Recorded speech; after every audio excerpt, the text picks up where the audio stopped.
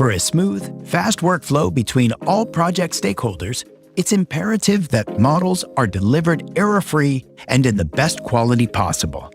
In Archicad, you can easily detect and address overlapping 2D and 3D elements. Using the Check Duplicates function in Archicad, identify and delete duplicate elements either all at once or individually.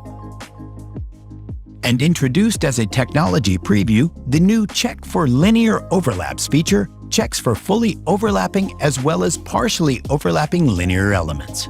Run the check to see how the overlapping elements are automatically highlighted as issues.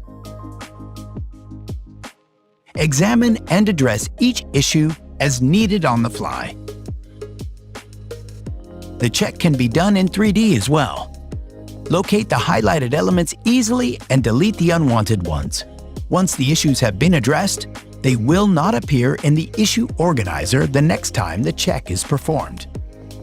If you're working with elements that have overlapping reference lines, you can exclude those from the check by ticking the Not Colliding in 3D box in the Check Linear Overlaps dialog. This way, these elements won't appear as issues.